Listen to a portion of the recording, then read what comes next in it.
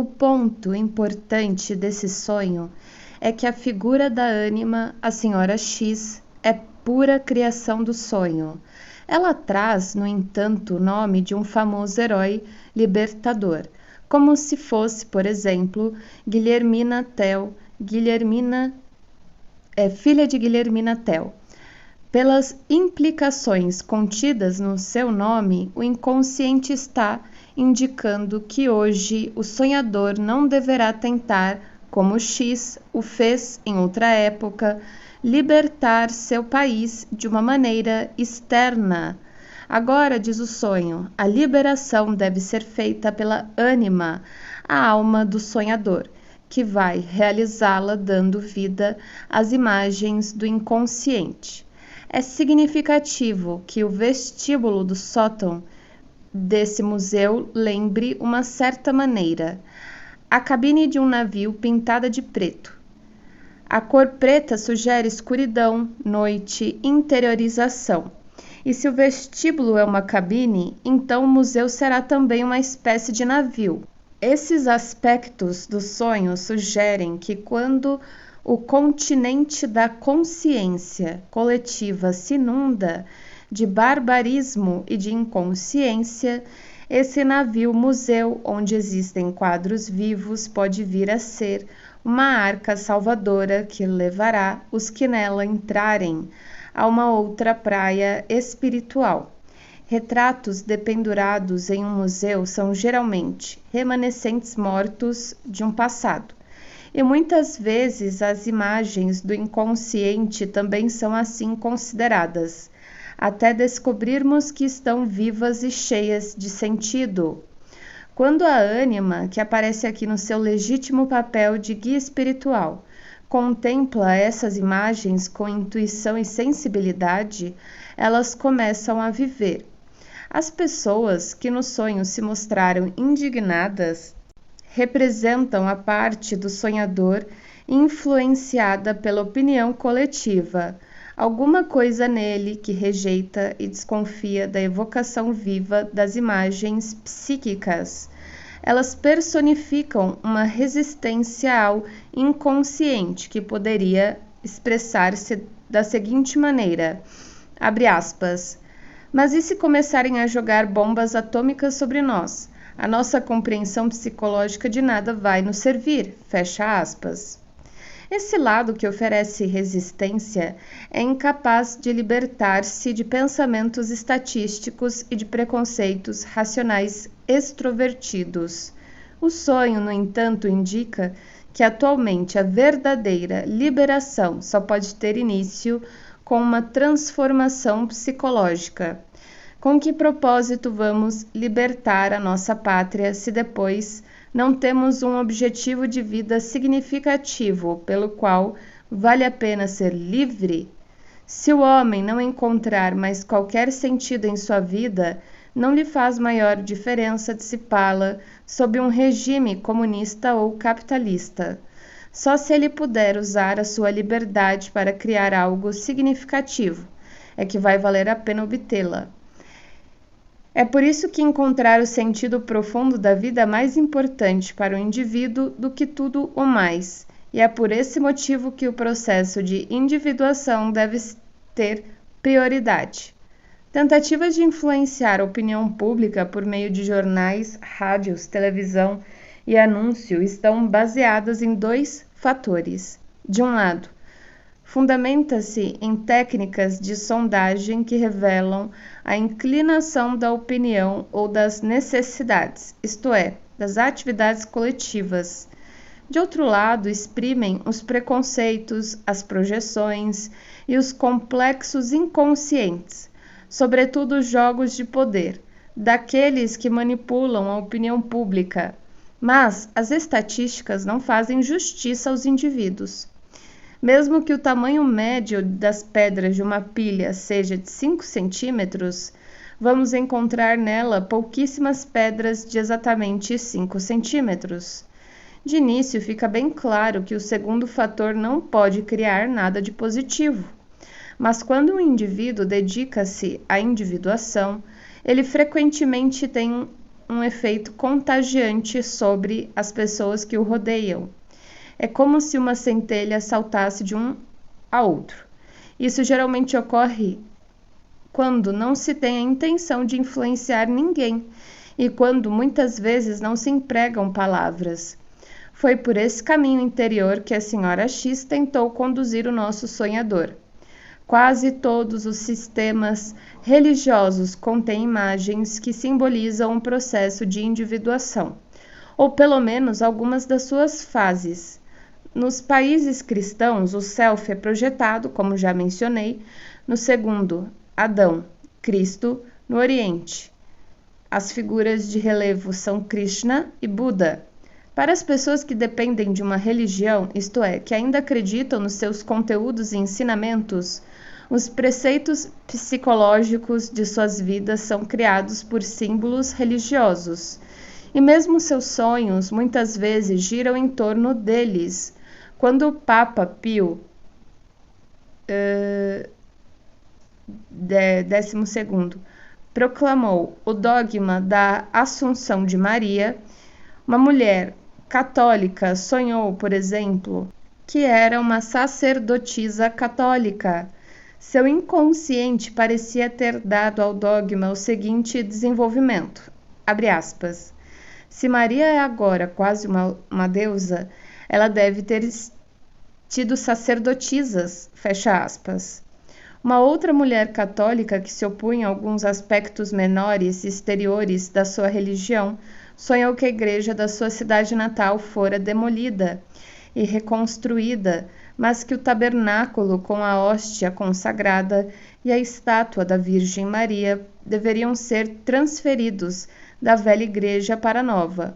O sonho mostrou-lhe que alguns dos aspectos criados pelo homem da sua religião precisavam ser renovados, mas que seus símbolos básicos, Deus feito homem e a Grande Mãe, a Virgem Maria, sobreviveriam às mudanças. Tais sonhos demonstram o vivo interesse que o inconsciente tem nas representações religiosas conscientes do indivíduo, e levantam o problema de sabermos se é possível encontrar uma tendência geral nos sonhos religiosos de pessoas contemporâneas. Nas manifestações do inconsciente, examinadas entre homens e mulheres da nossa cultura cristã moderna, tanto a protestante quanto a católica, o Dr. Jung observou que existe muitas vezes uma tendência inconsciente de acrescentar à nossa fórmula trinitária da divindade um quarto elemento que tende a ser feminino, sombrio e mesmo maléfico. Na verdade, esse quarto elemento sempre existiu em nossas representações religiosas, mas foi separado da imagem de Deus, tornando-se a sua antítese sob a forma da matéria em si, ou do senhor da matéria, o demônio. Agora o inconsciente parece querer juntar esses extremos, talvez porque a luz se tenha feito demasiadamente brilhante e a escuridão excessivamente sombria. Claro que o símbolo central da religião, a divindade, está mais exposto às tendências do inconsciente para realizar uma transformação. Um monge tibetano disse uma vez ao Dr. Jung que as mandalas mais impressionantes do Tibete são concebidas pela imaginação ou pela fantasia dirigida. Quando o equilíbrio psicológico do grupo está perturbado ou quando um determinado pensamento não pôde ser expresso por não estar contido ainda na sagrada doutrina, sendo preciso primeiro encontrá-lo, nessas observações surgem dois aspectos básicos igualmente importantes em relação ao simbolismo da mandala.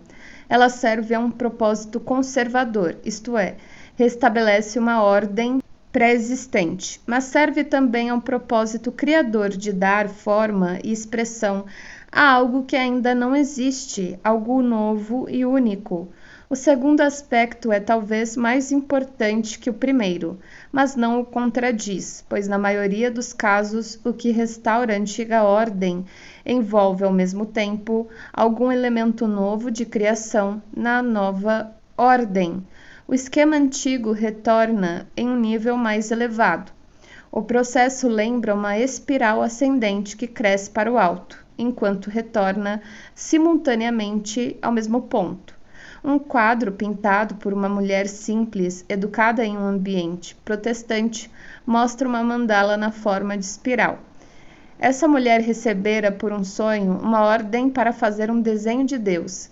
Mais tarde, também num sonho, ela o viu em um livro. De Deus propriamente só percebeu o manto ondulado, em cujo drapeado luz e sombra se alternavam magnificamente. Tudo isso contrastava de maneira impressionante com a estabilidade da espiral no profundo céu azul. Fascinada pelo manto e pela espiral, a mulher não prestou maior atenção a uma outra figura que estava sobre os rochedos. Quando acordou e começou a pensar quem seriam aquelas figuras divinas, percebeu de repente que era Deus, ele mesmo.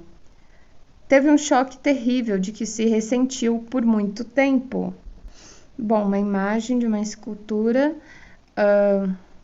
não sei se pode ser um tamanho pequeno, mas é uma mulher, ela tá com um bebê no colo e ela tá segurando uma esfera na mão. E aí essa imagem, ela se abre e dentro tá Jesus Cristo, e tem uma partezinha que é Jesus crucificado, e aí tem pessoas com trajes romanos, católicos daquela época. Legenda. Esta estátua da Virgem Maria do século XV contém no seu interior imagens de Deus e de Cristo, exprimindo claramente que a Virgem Maria pode ser considerada uma representação do arquétipo da Mãe Grande. O Espírito Santo é habitualmente representado na arte cristã por um círculo de fogo ou por uma pomba, mas no sonho dessa mulher apareceu na forma de uma espiral. Era um novo pensamento, que ainda não fazia parte da doutrina, e que surgira espontaneamente do inconsciente. Não é uma ideia nova e de que o Espírito Santo seja uma força que trabalhe para um maior desenvolvimento da nossa compreensão religiosa, mas é nova a sua representação simbólica em forma de espiral. A mesma mulher pintou então um segundo quadro, também inspirado num sonho, no qual ela se encontrava com seu ânimos positivo sobre Jerusalém, quando as asas de Satanás descem para mergulhar a cidade em escuridão. A asa satânica lembrou-lhe o manto ondulado de Deus, seu primeiro quadro, mas no primeiro sonho o espectador encontrava-se no alto, em algum ponto do céu, quando vê à sua frente uma terrível brecha entre os rochedos. O movimento do manto de Deus é uma tentativa falha de alcançar Cristo. A figura que está à direita, no segundo quadro, a mesma situação é observada de baixo, de um ângulo humano, visto do ângulo mais elevado, o que se move e se estende é uma parte de Deus. Acima ergue-se a espiral como símbolo de um eventual desenvolvimento ulterior, já visto de baixo, da nossa perspectiva humana. O que se move no ar é a asa negra e sinistra do demônio. Bom, temos uma imagem, 3 cadeiras no centro, parecem 3 figuras religiosas, imitando o mesmo movimento das estátuas de Cristo, com a mãozinha assim na frente. Ao lado tem uma cadeira, um trono real de uma mulher, tem uma mulher, mas essas 3 imagens desses homens está virado de frente, a cadeira da mulher está de lado, e aí tem como se fosse um palanque, e aí tem criaturas com asas, e ao lado, imaginem bem aqui, não sei se vocês já viram uma coroação real, que tem bancos para as pessoas sentarem, é bem um ambiente da Inglaterra, assim. E aí tem várias pessoas sentadas, me parecem que a sua maioria são mulheres, e no meio é como se fosse o público olhando para cima, muitos homens romanos, com vestes romanas. Legenda. uma miniatura da obra francesa Livro das Horas, do século XV, mostrando a Virgem Maria com a Santíssima Trindade. Pode-se dizer que o dogma da Assunção da Virgem da Igreja Católica, no qual Maria, como Domina Rerum, Rainha da Natureza, entra no paraíso com seu corpo e alma reunidos, tornou-se uma trindade quádrupla, correspondendo ao arquétipo básico de plenitude. Na vida daquela mulher, essas duas imagens tornaram-se reais em um sentido que aqui não nos diz respeito, mas é óbvio que encerram também uma significação coletiva que transcende a vida pessoal da sonhadora. Poderá ser uma profecia da descida das trevas divinas sobre o hemisfério cristão, mas que indicam a possibilidade de evolução futura. Desde que o eixo da espiral não se mova para cima, mas sim para o fundo do quadro. Essa futura evolução nem vai levar a grandes alturas espirituais, nem há de descer até a matéria, mas apresentará uma outra dimensão, provavelmente num segundo plano dessas duas silhuetas divinas, o que significa dentro do inconsciente. Quando símbolos religiosos parcialmente diferentes dos que conhecemos emergem do inconsciente individual, receia-se muitas vezes que possam alterar de maneira errada ou enfraquecer os símbolos religiosos oficialmente reconhecidos. E é o temor de que isso realmente aconteça que faz muita gente rejeitar a psicologia analítica e todo o inconsciente. Analisando essa resistência de um ponto de vista psicológico, devo evidenciar que, em relação à religião, os seres humanos podem ser divididos em 3 tipos. Primeiro, existem os que creem verdadeiramente nas suas doutrinas religiosas, quaisquer que sejam elas.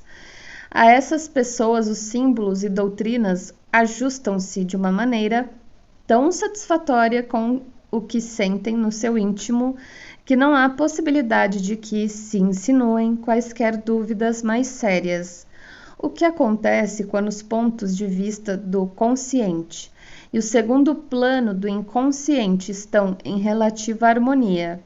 Gente desse tipo pode permitir-se o conhecimento de novos fatos e descobertas psicológicas, sem nenhum preconceito e sem receio de que lhes possam fazer perder a fé, mesmo quando seus sonhos trazem qualquer detalhe não ortodoxo, conseguem integrá-lo facilmente no conjunto geral das suas crenças.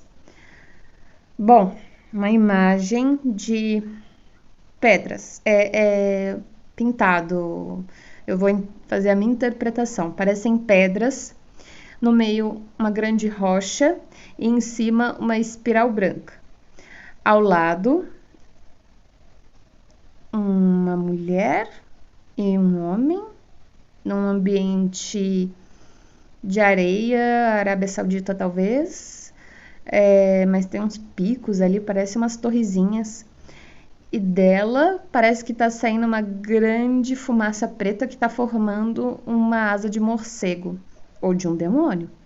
Legenda: representações dos sonhos discutidos, as páginas 301 e 302. À esquerda, a espiral, uma forma de mandala, representa o Espírito Santo. À direita, a asa negra de Satanás, do segundo sonho.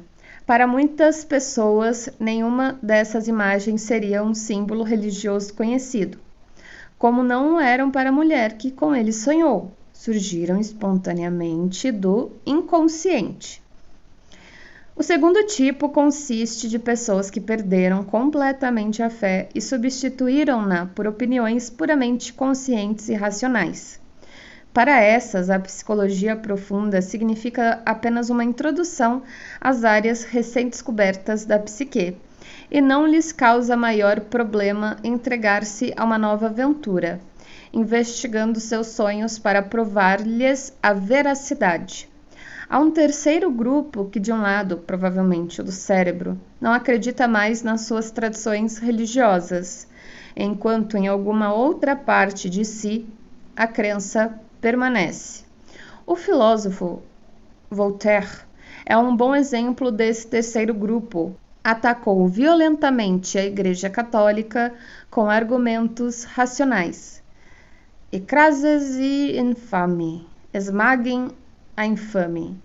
Mas em seu leito de morte dizem que pediu a extrema unção.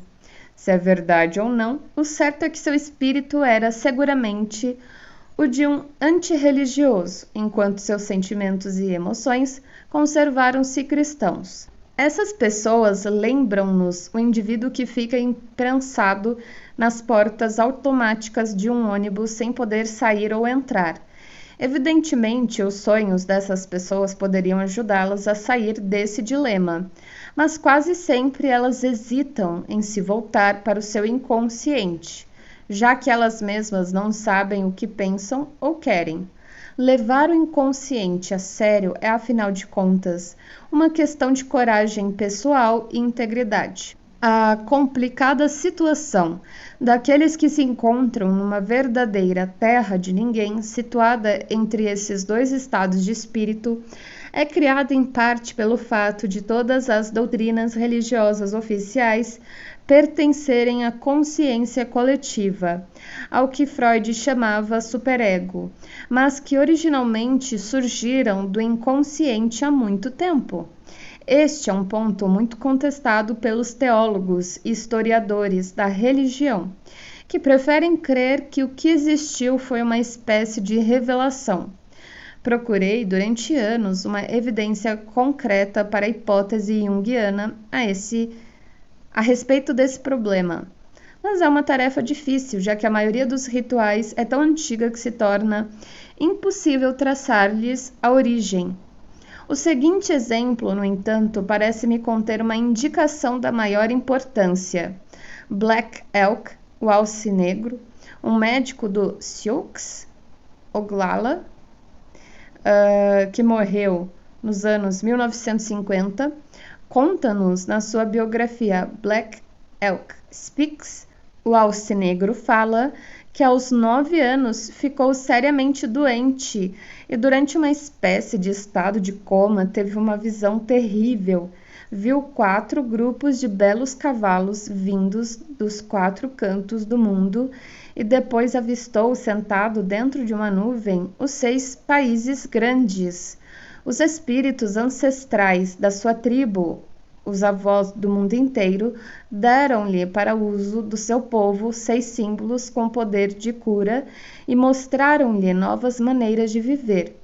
No entanto, quando estava com 16 anos, manifestou-se nele uma terrível fobia de tempestades, pois ouvia sempre os seres dos trovões, dizendo-lhe que se apressasse. Lembrou-se do barulho ensurdecedor dos cavalos da sua visão. Um velho curandeiro explicou-lhe que aquele medo vinha do fato de ele estar guardando a visão para si mesmo, quando deveria contá-la à tribo.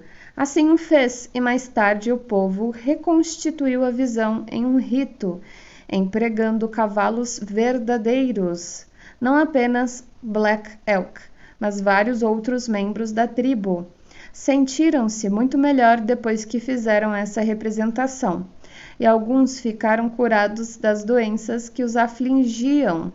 Diz Black Elk, abre aspas, depois da dança, até os cavalos pareciam mais saudáveis e felizes, fecha aspas.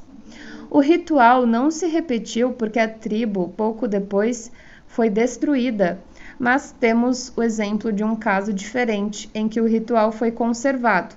Várias tribos de esquimós que vivem no Alasca, perto do rio Colville, explicam assim a origem do seu festival da águia, abre aspas.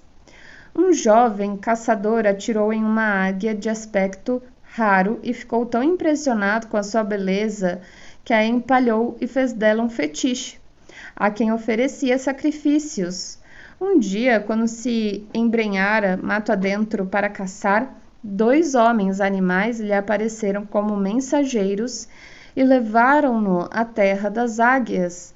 Lá ouviu um barulho surdo de tambores e os mensageiros explicaram-lhe que era o pulsar do coração da mãe águia morta.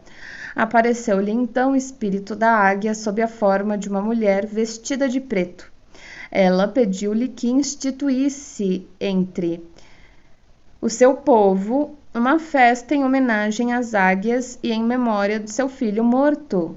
Depois de ter aprendido como realizar o cerimonial, ele encontrou-se novamente exausto no lugar onde deparara com os mensageiros.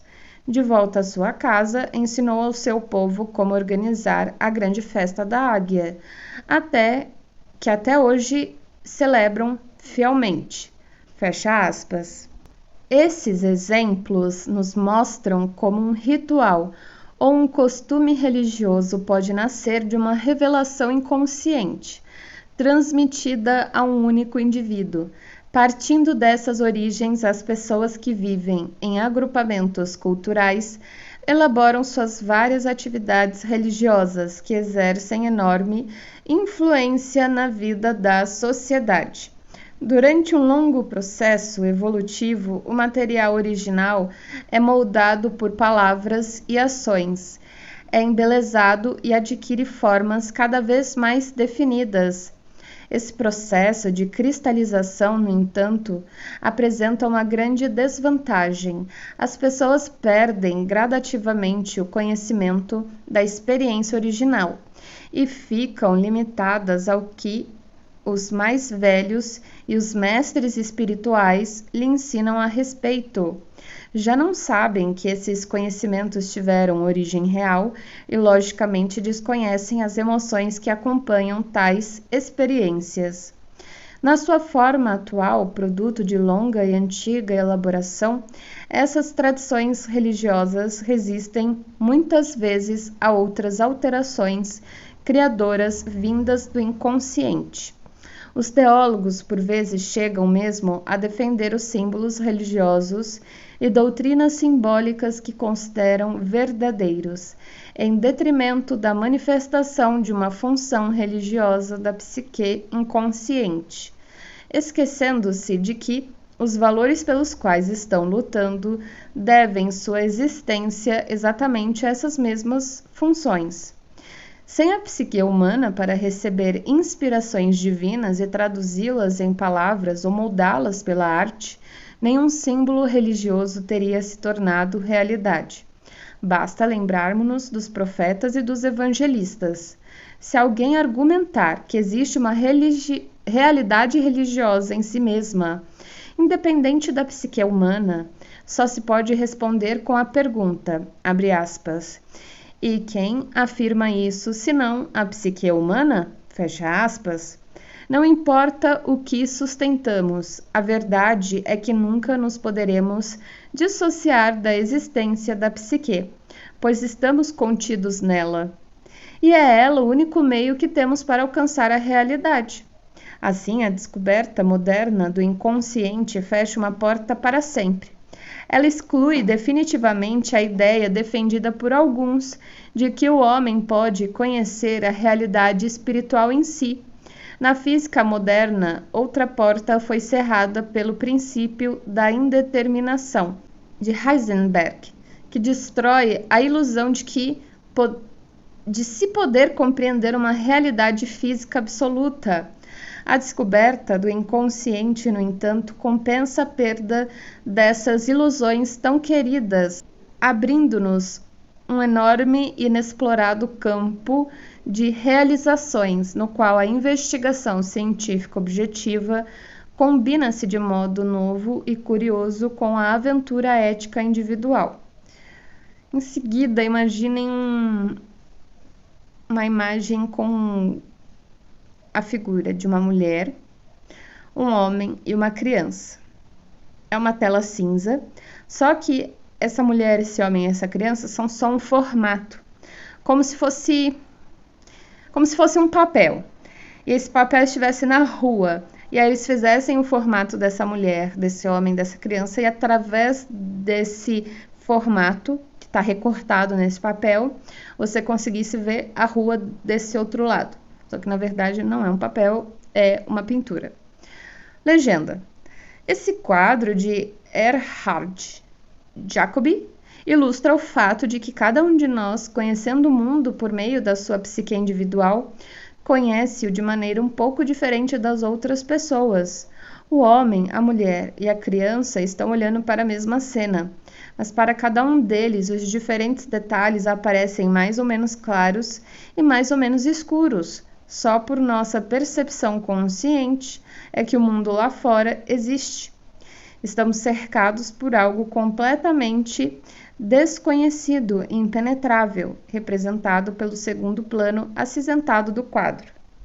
Entretanto, como dissemos no início, é praticamente impossível transmitir a realidade total da nossa experiência nesse novo campo.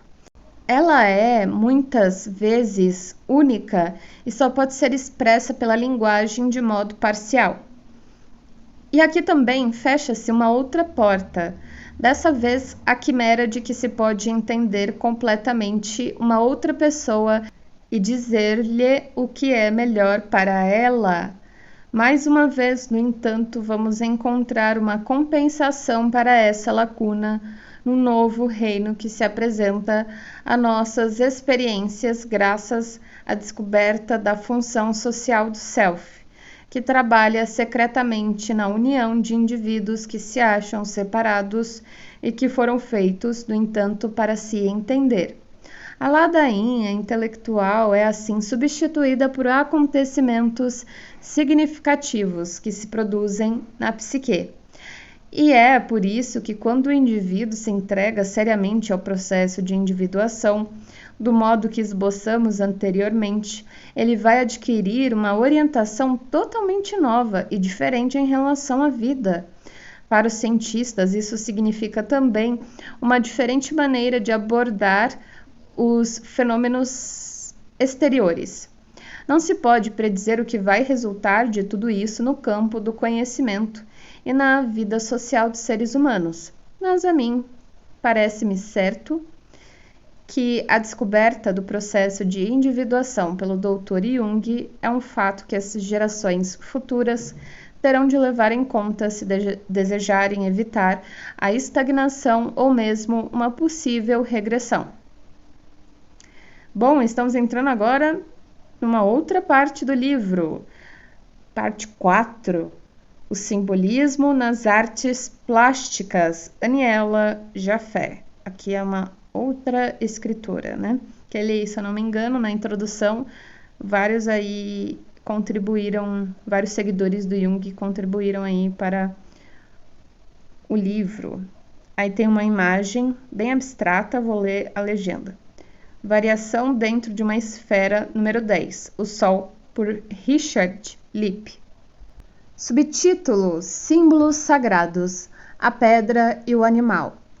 A história do simbolismo mostra que tudo pode assumir uma significação simbólica.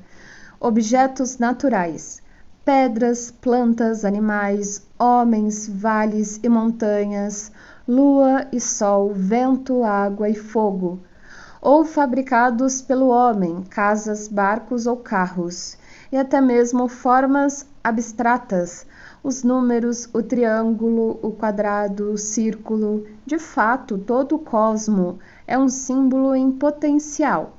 Com a sua propensão de criar símbolos, o homem transforma inconscientemente objetos ou formas em símbolos, conferindo-lhes assim enorme importância psicológica. Isso lhe dá expressão, tanto na religião quanto nas artes visuais. A história interligada da religião e da arte, que remonta aos tempos pré-históricos, é o registro deixado por nossos antepassados dos símbolos que tiveram especial significação para eles e que, de alguma forma, os emocionaram. Mesmo hoje em dia, como mostram a pintura e a escultura modernas, continua a existir viva interação entre religião e arte. Na primeira parte desta exposição sobre o simbolismo nas artes plásticas, pretendo examinar alguns dos problemas específicos que foram, de uma maneira universal, sagrados ou misteriosos para o homem. No restante do capítulo trarei do fenômeno da arte do século XX, não pelo ângulo da sua utilização como símbolo, mas em termos da sua significação com o próprio símbolo, isto é, como uma expressão simbólica das condições psicológicas do mundo moderno. Nas páginas seguintes, escolhi 3 imagens recorrentes para ilustrar a presença e a natureza do simbolismo na arte. Em várias e diferentes épocas, a pedra, o animal e o círculo, cada um desses símbolos teve uma significação psicológica que se manteve constante, desde as mais primitivas expressões da consciência até as mais sofisticadas formas da arte do século XX. Sabemos que mesmo a pedra não trabalhada tinha uma significação altamente simbólica para as sociedades antigas e primitivas. Pedras naturais e em forma bruta eram muitas vezes consideradas morada de espíritos ou deuses, e essas culturas utilizavam-nas como lápides, marcos ou objetos de veneração religiosa. Podemos considerar esse emprego da pedra como uma forma primitiva de escultura, uma primeira tentativa de dar à pedra maior poder expressivo do que o oferecido pelo acaso ou pela natureza. A história do sonho de Jacó, no Velho Testamento, é um exemplo típico de como, há milhares de anos, o homem sentia que um Deus vivo ou um espírito divino estava corporificado numa pedra e de como ela veio então a tornar-se um símbolo. Abre aspas. E Jacó foi a Harã e chegou a um lugar onde passou a noite, porque já o sol era posto. E tomou uma das pedras daquele lugar e a pôs por sua cabeceira, e deitou-se ali para dormir, e sonhou, e eis uma escada colocada na terra, cujo topo alcançava os céus. E eis que os anjos de Deus subiam e desciam por ela, e eis que o Senhor estava em cima dela, e disse: Eu sou o Senhor, o Deus de Abraão, teu pai, e o Deus de Isaque, e esta terra em que estás deitado te darei a ti mesmo, darei a ti e a tua semente. Está escrito assim, juro para vocês. Darei a ti e a tua semente. Acordado do seu sono, disse Jacó, certamente o Senhor está neste lugar, e eu não o sabia. E temeu e disse, que terrível é este lugar. Este não é outro lugar senão a casa de Deus, e esta é a porta dos céus. Então levantou-se Jacó de manhã cedo, e tomou a pedra que tinha posto por sua cabeceira, e a pôs por coluna, e derramou azeite em cima dela, e deu àquele lugar o nome Betel. Seguida, a imagem de um campo, todo dividido ali, terrenos, e bem no cantinho direito, casas bem próximas, mas bem grandes. Do lado, areia, bastante areia, bem desenhada em uma forma de espiral e uma formação rochosa no meio. Legenda. À esquerda, o alinhamento de pedra do Karnak, na Bretanha, que datam do ano de 2000 a.C., pedras toscas alinhadas em fileiras que se julga terem sido utilizadas em rituais sacros e procissões religiosas. Bom, tem realmente, dá para ver pontinhos brancos, porque essa imagem ela tá vista de cima, então realmente tem pontinhos brancos um do lado do outro em um grande terreno, tá? À direita, pedras brutas sobre areia trabalhada em um jardim de pedras zen budista, no templo Hoyanji, Japão. Embora aparentemente natural, o arranjo de pedras expressa, na verdade, uma espiritualidade altamente refinada.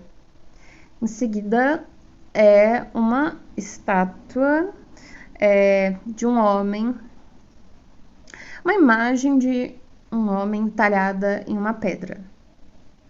Bem aquele estilo, não, nem chega a ser maia, porque é bem rupestre esse negócio, eu não sei dizer. Eu tô sem referências aqui, mas é uma imagem talhada em uma pedra. À esquerda, um menhir pré-histórico, uma rocha esculpida superficialmente, com forma feminina, provavelmente uma deusa-mãe. À direita, uma escultura de Max Ernst, nascido em 1891, onde a forma natural da pedra sofreu poucas alterações. Para Jacó, a pedra fazia parte integrante da revelação, era mediadora entre ele e Deus. Em muitos santuários de pedra primitivos, a divindade é representada não por uma única pedra, mas por muitas pedras brutas, arrumadas em configurações precisas. Os alinhamentos geométricos de pedras na Bretanha e os círculos de pedras de Stonehenge são exemplos famosos. Arranjos de pedras brutas são também parte importante nos jardins altamente civilizados do Zen budismo. Sua disposição não é geométrica e parece devida ao mesmo acaso. Elas são, no entanto, a expressão da mais refinada espiritualidade. O homem começou muito cedo a tentar exprimir aquilo que sentia ser a alma ou espírito de uma rocha, trabalhando-a de forma distinta. Em muitos casos, a forma era uma aproximação mais ou menos definida da figura humana. Por exemplo, os antigos menhires, eu não sei se vocês sabem como pronuncia, que esboçam toscamente as linhas de um rosto, as ermas nascidas dos marcos divisórios da antiga Grécia, ou os vários ídolos primitivos com feições humanas, a animização da pedra explicada como a projeção de um conteúdo mais ou menos preciso do inconsciente sobre ela. A tendência primitiva de apenas sugerir uma figura humana, conservando muito da forma natural da pedra, pode ser encontrada também na escultura moderna. Muitos exemplos mostram-nos a preocupação do artista em manter a expressão própria da rocha, com o uso de uma linguagem mitológica, permite-se que a pedra fale por ela mesma. É o caso da obra do escultor suíço Hans Aschebacher, do escultor americano James Rosati e do alemão Max Ernst. Uma carta de uma loja datada de 1935 escreve Ernst, abre aspas, Alberto, o artista suíço Giacometti, e eu estamos atacados de esculturice. Trabalhamos grandes e pequenos blocos de granito na moraina, na geleira forno, maravilhosamente polidos pelo tempo, pela geada e pelas intempéries. Eles já são fantasticamente belos por si mesmos. Mão humana alguma consegue fazer isso. Portanto, por que não deixar o trabalho essencial à natureza e nos limitarmos a rabiscar sobre essas pedras as ruínas do nosso próprio mistério? Fecha aspas. Em seguida, aparecem imagens de ranhuras em pedras, basicamente. Legenda. À esquerda, pinturas de animais nas paredes das cavernas de Lascaux. Nossa, realmente... pode estar bem difícil, gente, mas realmente pode parecer um boi ou uma vaca. Não é um boi, porque tá com chifres. As pinturas não eram apenas decorativas, tinham uma função mágica. À direita, desenho de um bisão coberto de marcas de flecha. Gente, não dá para entender nisso não, porque a imagem tá muito ruim. E lança. Os moradores das cavernas acreditavam que matando ritualmente a imagem, ficava mais garantido matarem o próprio animal. Em seguida, a cabeça de uma estátua. Tá faltando uma parte dela e parece que tem um ferro enfincado. E do lado parece um poste de luz antigo, talvez quebrado. Legenda. Mesmo hoje em dia, a destruição de uma efígie ou de uma estátua significa a morte simbólica da pessoa representada. À esquerda, uma estátua de Stalin, destruída pelos húngaros revoltados, em 1956. Ao lado, rebeldes enforcam um busto do antigo premier húngaro, stalinista Matías Rákosi. Nossa, gente, tá em preto e branco, mas realmente o busto tá virado para cima e tem a partezinha dos ombros. O que Ernest queria dizer por mistério não está explicado. Mais adiante neste capítulo tentarei mostrar que os mistérios do artista moderno não são muito diferentes daqueles dos velhos mestres que conheciam o espírito da pedra. O relevo dado por muitos escultores a esse espírito é uma indicação da indefinível e movediça fronteira existente entre religião e arte. Algumas vezes uma não pode separar-se da outra. A mesma ambivalência pode ser encontrada em um outro motivo simbólico, existente nas expressões artísticas mais antigas, o símbolo do animal. As figuras de animal remontam ao último período glacial, entre 60.000 e 10.000 anos antes de Cristo. Foram descobertas nas paredes de cavernas da França e da Espanha no final do século XIX, mas só no início do século XX é que os arqueólogos começaram a perceber sua extrema importância e a pesquisar o seu significado.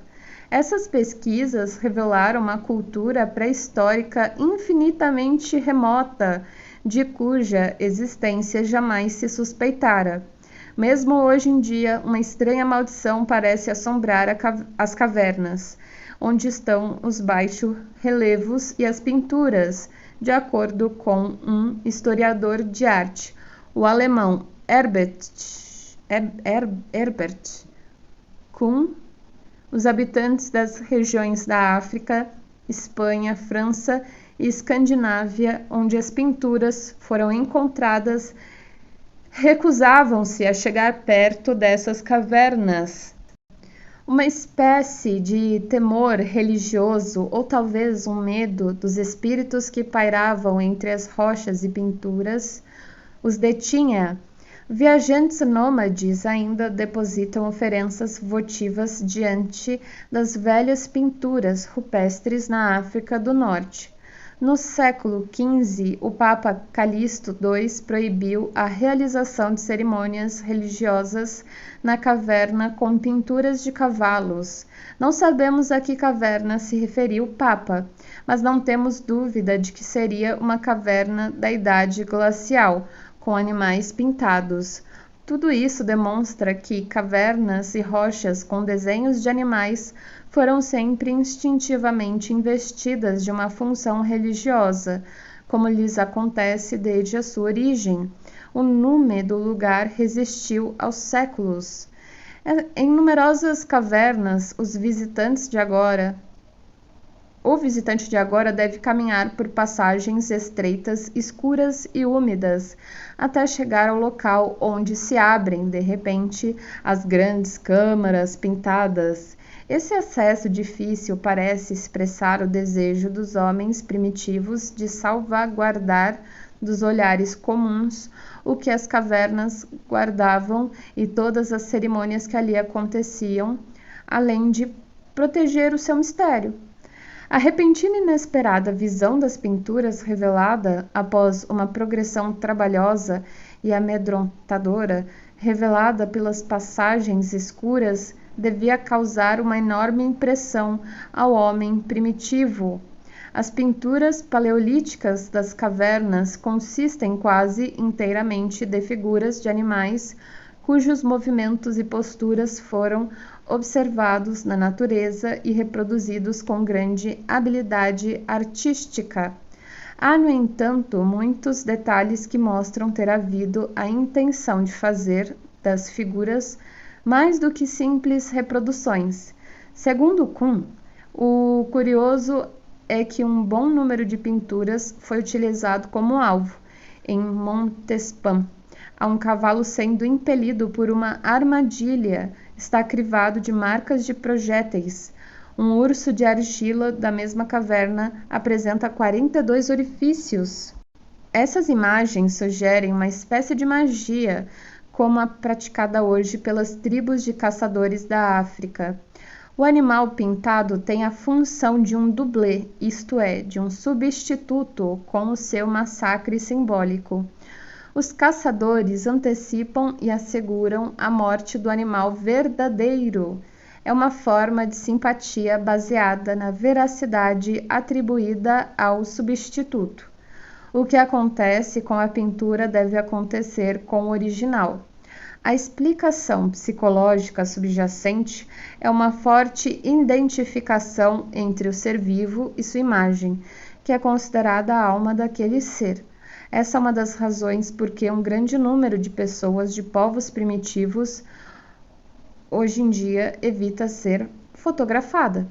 Outras pinturas em cavernas provavelmente serviram como ritos mágicos de fecundidade. Mostram animais no instante do acasalamento com o casal de bisões da caverna Tuc d'Audebert, na França. Assim, as reproduções realistas dos animais eram enriquecidas por elementos de magia e ganhavam significação simbólica, tornavam-se a imagem da essência vital do animal. As mais interessantes figuras pintadas nas cavernas são as de seres semi-humanos disfarçados em animais, por vezes encontrados ao lado da imagem do animal verdadeiro. Na caverna Trois Frères, na França, vê-se um homem envolto por uma pele de animal tocando uma flauta primitiva, como se quisesse enfeitiçar os bichos. Na mesma caverna existe a pintura de um ser humano que dança, com chifres de veado, cabeça de cavalo e patas de urso. Esse personagem, dominando um grupo de algumas centenas de animais, é sem dúvida o rei dos animais. Os usos e costumes de certas tribos africanas primitivas contemporâneas podem trazer alguma luz sobre o significado que teriam essas figuras misteriosas e indubitavelmente simbólicas. Nas iniciações, nas sociedades secretas e mesmo na instituição monárquica dessas tribos, os animais e as máscaras de animais têm um papel muito importante. O rei e o chefe são animais, em geral leões ou leopardos.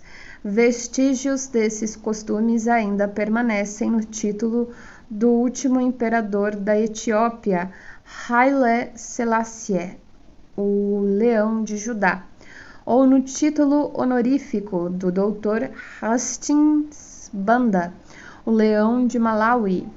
Quanto mais recuarmos no tempo, ou quanto mais primitiva e mais ligada à natureza for a sociedade, mais literalmente devem ser considerados esses títulos.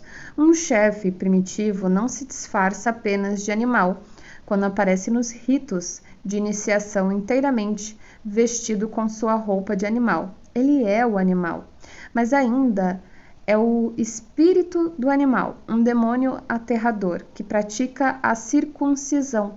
Nessas ocasiões, ele encarna ou representa o ancestral da tribo e do clã, portanto, o próprio Deus original. Representa e é o totem animal. Assim, não há engano em vermos na figura do homem-animal que dança na caverna Trois Frères, uma espécie de chefe transformado pelo disfarce em um animal demoníaco. Com o passar dos tempos, a roupa ou a fantasia completa de animal foi substituída em muitos lugares por máscaras de animais e de demônios.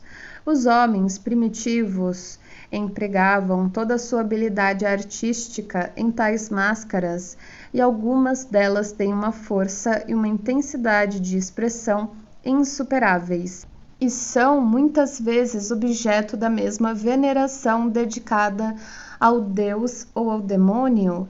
Máscaras de animais também fazem parte da arte popular de muitos países modernos, como a Suíça, e também dos antigos dramas japoneses. E aí tá escrito no, tipo, dramas japoneses no. Ainda representados no Japão, e onde são utilizadas máscaras admiravelmente expressivas, a função simbólica da máscara é a mesma do disfarce completo do animal original. A expressão do indivíduo humano desaparece, mas em seu lugar, o portador da máscara adquire a dignidade e a beleza, e também a expressão aterradora de um demônio animal. Em termos psicológicos, a máscara transforma o seu portador em uma imagem arquetípica. A dança, que originalmente nada mais era que um complemento do disfarce animal, com movimentos e gestos apropriados, foi provavelmente acrescentada à iniciação e a outros ritos. Era, a bem dizer, uma dança de demônios executada em homenagem a um demônio. Na argila macia da caverna Tuc-Audubert, Herbert Kuhn encontrou sinais de pegadas ao redor das figuras de animais. Mostram que a dança fazia parte dos ritos da Idade Glacial. Só se pode ver a marca dos calcanhares, escreve Kuhn. Os dançarinos moviam-se como bisões, teriam dançado uma dança de bisões para assegurar a fertilidade e a proliferação dos animais que matariam mais tarde? Em seu capítulo introdutório, Dr. Jung assinalou a relação íntima, ou mesmo a identificação entre o nativo e o seu totem animal, ou alma do mato. Existem cerimônias especiais para o estabelecimento dessas relações, sobretudo nos ritos de iniciação dos meninos. Os rapazes tomam posse da sua alma animal e, ao mesmo tempo, sacrificam o seu próprio ser animal por meio da circuncisão. Esse duplo processo é o que admite no clã totêmico, estabelecendo seu relacionamento com seu totem animal. Vai tornar-se, acima de tudo, um homem e, num sentido mais amplo, um ser humano. Os africanos da costa oriental descreviam os incircuncisos como animais. Não haviam recebido uma alma animal nem sacrificado a sua animalidade. Em outras palavras, já que nem o lado humano nem o lado animal da alma de um menino incircunciso se tinha tornado consciente, o que predominava era o seu aspecto animal. A imagem animal habitualmente simboliza a natureza primitiva e instintiva do homem.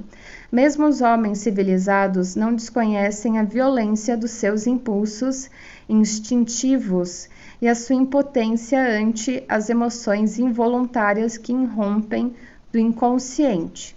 Essa é uma realidade ainda mais evidente nos homens primitivos, que estão menos bem equipados para suportar as tempestades emocionais e cuja consciência é menos desenvolvida.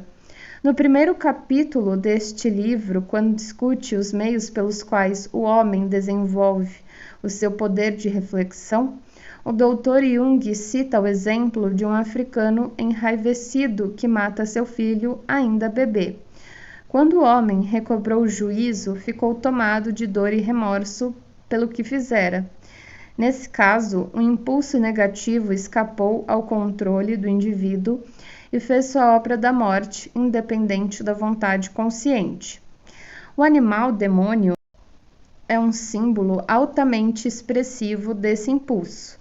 O caráter intenso e concreto da imagem permite que o homem se relacione com ela como representativa do poder irresistível que existe dentro dele e porque teme, procura abrandá-la por meio de sacrifícios e ritos. Um grande número de mitos diz respeito ao animal original, que deve ser